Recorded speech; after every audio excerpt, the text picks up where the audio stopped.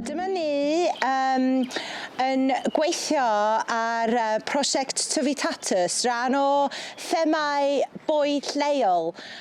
Mae cynulliad cymunedol holistig efo Gwyrddni defnyddio 5 neu 6 themau i datblygu ac mae bwyd leol gael syniad Tyfu Tatws, helpu pobl dechrau tyfu bwyd eu hunan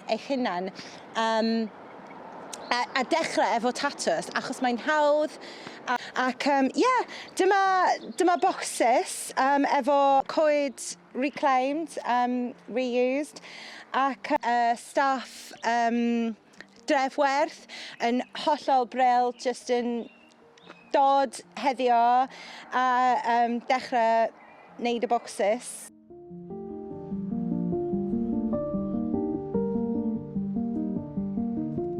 Y syniad ydy bob dach chi angen